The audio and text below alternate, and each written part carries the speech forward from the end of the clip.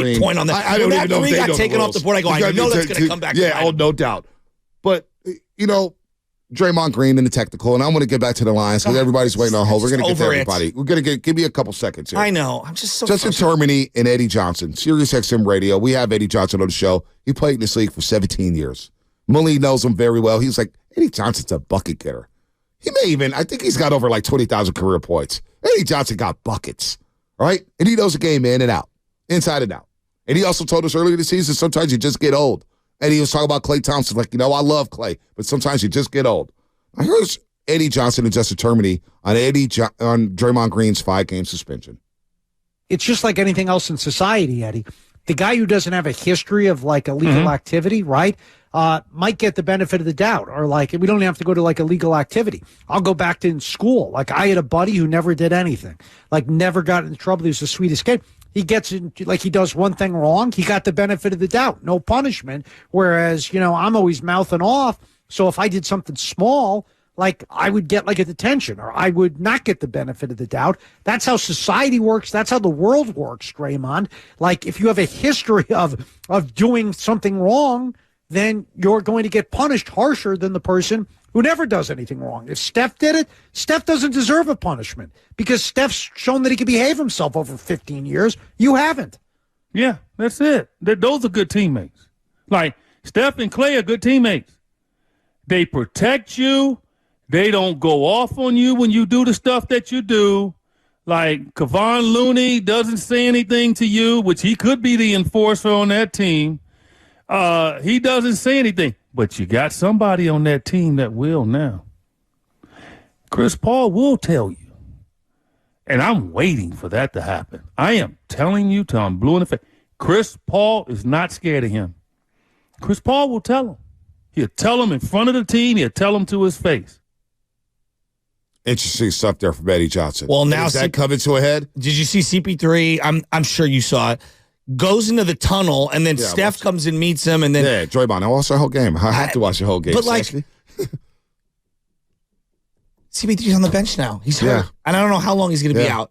So, and we're going to have teammates infighting again or checking each other again. Like that didn't go well last year. Well, it seems like Steph Curry really leans on Chris Paul. No doubt. And as he should. Paul. Because I've watched Chris Paul for about 25 games now, and I go, you know what? I've underrated how great Chris Paul is. His mind is as smart as it comes. And I saw something. He's a great player. I think it was the Sacramento game at home at Chase Center with De'Aaron Fox didn't play. And Chris Paul's telling Draymond Green, Bart, get over there. Get down the ball. Yes. What are you doing? So that's very interesting coming from And Eddie Johnson and Chris Paul are tight. Eddie Johnson's not just saying that. He doesn't just say things just to say things. Something to bookmark here. Something to bookmark. Something to bookmark. You think they're going to play nice? I don't know. I don't know, Shasky. I don't know. Let's go to Preston in Oakland. Then we'll get to Robin. We got Anthony. We got Mr. D. We're going to get to everybody here before. He was Draymond was balling, and then he lost emotional control. The whole team did, but he in particular, and I'm telling you, it unraveled all the good he did. It was a microcosm of my frustration with Draymond Green over the last 4+ seasons. Preston in Oakland. All wrapped into one. Preston, get in here. Hey, what's up, guys? Good morning. Happy Wednesday to y'all. Happy Wednesday. Hey, real quick. So we're all frustrated about the Warriors, right? We're in the gray area. We're not a contending team for a championship with Steph, Klay, and Dre. And the young guys aren't getting played. Moody should be playing way more in crunch time. Kuminga. How are these guys supposed to develop if they're not getting that PT? Our eyes are not lying to us right now. We are 500. We got to pick and choose which way we're going to go. The personnel, the coaching staff, they got to figure it out. Mike Dunleavy, sometimes you have to get uncomfortable in order to succeed. And I think we're at that point because we're not going to win the way that we are. If we want to be a championship team, we got to make a move. That's my opinion. Chicago, Toronto, they got some assets. We got 2 expiring contracts and 2 young guns on rookie contracts that we could make moves to bring in some veteran guys to help Steph win some more chips, if that's the way that we're going to go. Because the way we are right now, it's like the D-Lo season. We're all frustrated. It's not working. We're scratching our heads trying to figure out what the heck is the problem, the stats. Our eyes are not lying to us. We got to make a change. Well, that I agree with. Well, the that eyes change may come. That change may come I have a hard soon. time seeing them trade Dre or Klay in season. Well, yeah, I don't see it happening. But you know what? Who would want Draymond? Well, there's going to be some uncomfortable conversations coming up here. Steve Kerr has to have these conversations. He has to have the conversations. You know, last night wasn't about feelings. It was about winning a basketball game. And it felt like in the fourth quarter, Moses Moody gave you that chance. And if it meant subbing out Klay Thompson, then damn it meant subbing out Klay Thompson. And we'll search for the cut, and then we'll ask Anthony Slater about it, because Anthony Slater will know right away when Kerr said it. He said it in training camp. Closing lineup, we'll go by feel, how the game was flowing. What the game told you last night, look, Klay had a special first half. I'm not even coming down. I'm not even saying bench Klay. Klay was fine in the first half. I got what I needed from him. I needed some other guys to help bring it home. Moody was that guy to help bring it home. And you subbed him out with 4:26 left, and I get you wanted Wiggins for defense, but at this point of his career, isn't Moody a better defender than Klay Thompson? Yes. We can all see it. Well, let me ask you this, and I'm not trying. And he's going to be the guy left open. They don't respect Moody yet, and he's hitting wide open shots. I respect everything Klay Thompson has given to this organization and this. He's one of my favorite players ever, right? So I want you to understand this is not disrespecting. I'm asking sincerely, what does Klay do better on the floor right now than Moses Moody? Shoot. Are we sure? Oh, yes, I'm sure. Moody looks pretty rhythmic. Yeah, but Klay Thompson he's starting to heat up from the shot. And teams still fear Klay a lot more than Moses Moody. The defense is dictating that. But in that game last night, with the way the second half is coming, Moody was the guy. Moody was the guy to go to. I don't think Klay is as consistent as we want him to be, and I don't think he's a better shooter. Even if numbers suggest it, I'm taking Moody right now. Moody has been a more rhythmic shooter this year. I disagree with the shooting. I think Moody puts the ball on the floor better. He's a better passer. Yeah, you asked me, what does he do he's a better rebounder right now because Klay's actually rebounded really well. And then in terms of perimeter defense, I think he's better. I do not think Moody is better in the post. I think Klay is better in the post as a defender. But I think Moody is getting there. Moody's a 38% three-point shooter this year. He's shooting 36% last year, 36% the season before. He's not a better shooter than Klay Thompson. Right now? He may never. No, absolutely not. I don't know. Klay Thompson to be 50 years old to still be one of the best shooters in the world. Well, the guy I'm watching right now, I'm saying he's very inconsistent. Well, if you look at the last 5 games, we'll take a call here. Let's go to Robin in the city. And I'll give you the numbers for the last 5 games. Robin, get in here, and then we'll get to Jay. We'll get to Anthony, and then Mr. D in the city. Go ahead, Robin.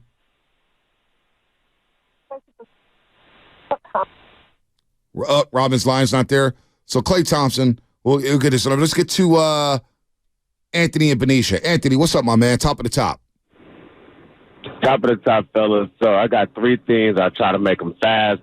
The black cloud is still over this team. And they tried their best to convince us that the black cloud was going to be gone when Jordan Poole left, but that's nonsense. And I don't care what anybody says about what Draymond has done. He's a 4-time champ. I don't give a damn. He is the black cloud.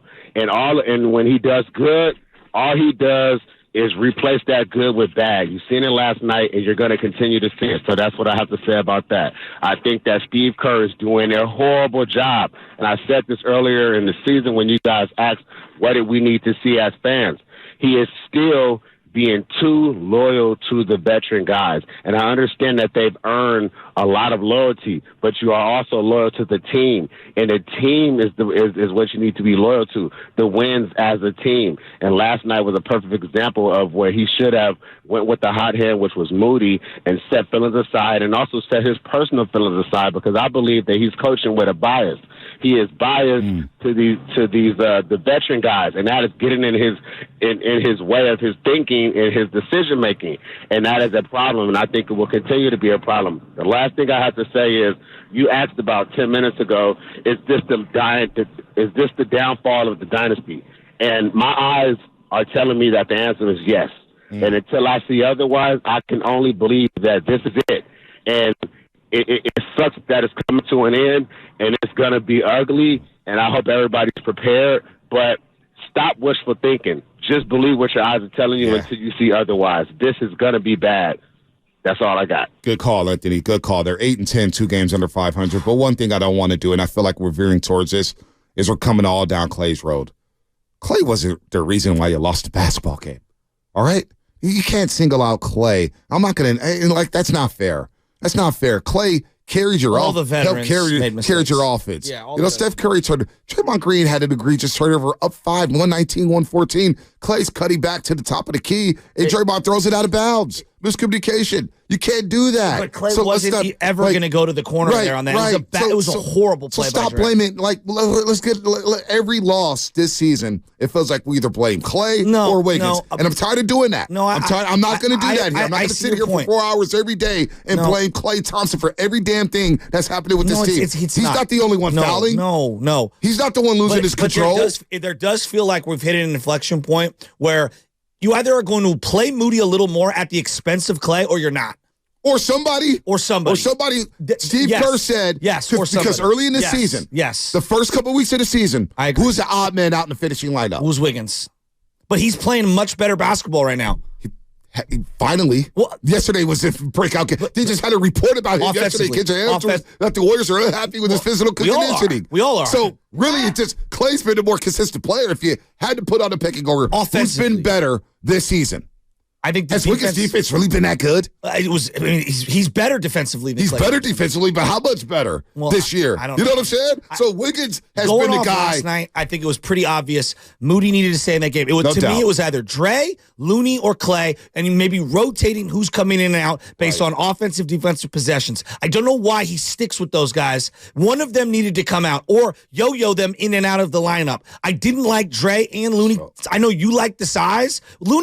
Looney's taking a big step back. I love Loon. We all love Loon. We respect him. He's not the same player this year. I don't know what it is. But you know what, though? He played 29 minutes and 11 seconds. I know he only grabbed 5 rebounds. It was the 2 missed free throws were huge. The missed dunk was huge. They were huge. But the missed dunk, it looked like he got fouled on. One of the plays he got fouled on, and they didn't give it to him, but whatever. But I look at Domantas Sabonis stat line. That's where Looney comes into play. Oh, no, he did a good job.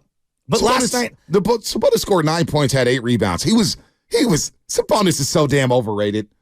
And Looney erases him. Yeah, okay. You weren't hitting shots on one end, so you need some offense. And then simultaneously, no one could slow down Malik Monk and De'Aaron Fox. So I need to get a younger perimeter defender on the floor. Yeah, but if you get a younger perimeter defender, nobody's going to stay in front of them anyway. And now you got no rim protection whatsoever. Well, I don't think Looney provides much. So something's got to give. You got to get a big body in there. Has Looney been good? He's been okay. He's been okay. I think he's taken a step back. And I love But in that game, you gotta keep him in there for Sabonis. You gotta keep, because if you take him out, now Sabonis starts going down in the block and he starts being overrated. He starts going to the cup, and now all of a sudden Fox and Monk are going to the rim with reckless abandon. This is why you have the same lineup as I'm looking at it right now. All of these, and I get your point, but like the Curry, Thompson, Wiggins, Green, Looney lineup.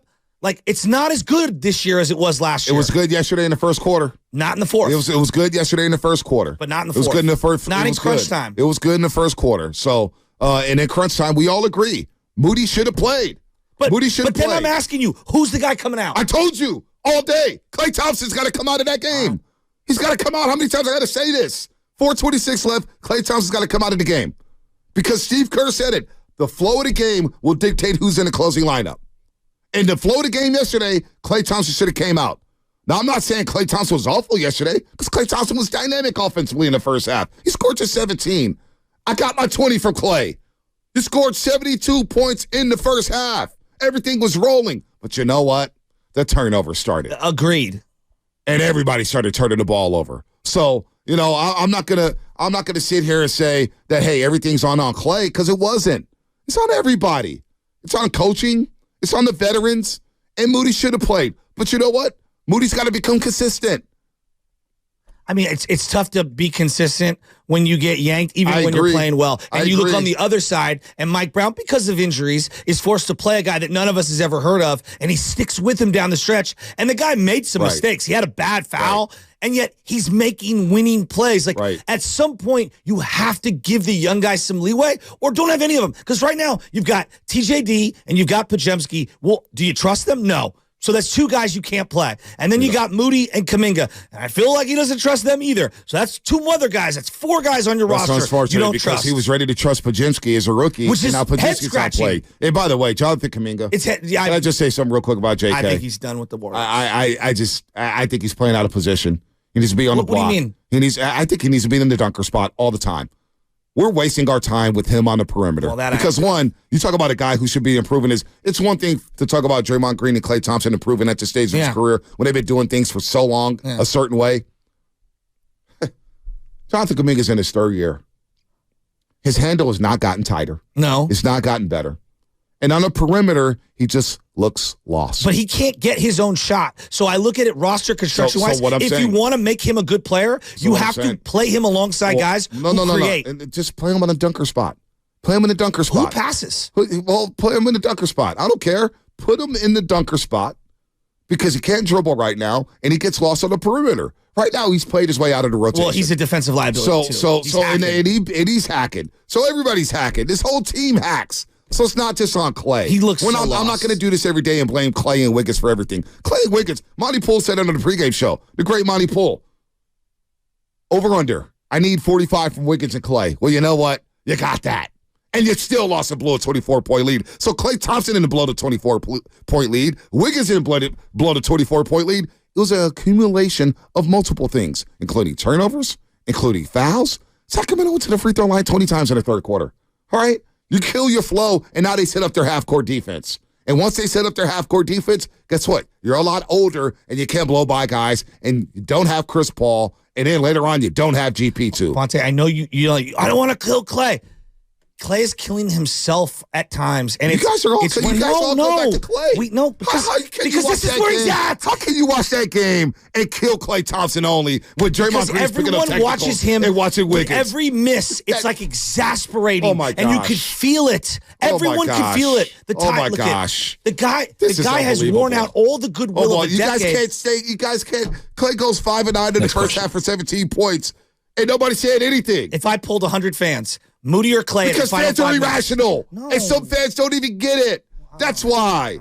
We're going to just blame Klay. It's all you guys want to do is blame Klay every day. Blaming him. We're saying that he might get the short end of the stick to give Moody some run. That's fine. And I've said that. But I don't. But here's the. You guys don't even listen to me. But it's not fine because Steve Kerr is not going to pivot off of playing Klay, and it feels like it's an emotionally based decision, not a playmaker play. Then get on Steve Kerr, not Klay Thompson. No, you're not. You're blaming Klay. You guys have been blaming Klay for 2 years. Hell, you guys were blaming Klay during the championship year. You guys are blaming Klay for the championship year. No, he doesn't. Yes, he played the most minutes in the playoffs and shot 40% from the three-point line. Oh my God! Go ahead, get Max Strus. Did you not watch Max Strus in the Eastern Conference Finals against Boston? He sucked against Boston. Max Strus. He's making the 8th most money. Oh, now we go back to money again. Because now we're talking about contracts before the leg injuries. That's part of building the team. Oh my God. Mr. D in San Francisco. That's why they're so up against the cap. Can we get some calls, please? I'm tired of listening to you bash Klay. All you do is bash Klay. You wanted to start Jordan Poole all during the championship year, and Klay Thompson came through for you again. And now Jordan Poole's in Washington. Either we're going to be realistic and assess who he is currently, you can't stop blaming Klay. Blame Klay. Let's blame Klay. Mr. D in San Francisco, what's up? Klay. He's not good anymore. It's all Klay. We love him. It's all Klay. And he's blame angry. Klay yesterday. He's emotional. Blame Klay. It's an anchor. Blame Klay. Mr. D in San Francisco, what's happening? Are you guys done? I don't know. We can blame Klay all day. You watched that basketball yesterday? It's all on Klay? No. Come on, man. I must be delusional. No. I must be on mushrooms right now. No, but I'm telling you, I'm telling you, I'm not going through this another year. Now, I went to one Giants game last year, and only reason I went to that is because it was a fundraiser. I'm not going to sit up here and spend my money on this team that's not going to do anything. Now, I got my 8-year-old grandson. I got to sit up and listen to him say, Dad, the NBA is going to change their name to the Golden State Turnovers. I got to listen to that. I got to hear that. Listen, we have yet another game where Chris Paul misses an important game. Mr. D, you're slowing me down. He had a good joke, said though. all the Golden morning. State turnovers is good. We needed that to break I said the it ice. all morning. Klay was good in the first half. I got what I needed out of him. Moody should have played the rest of the game.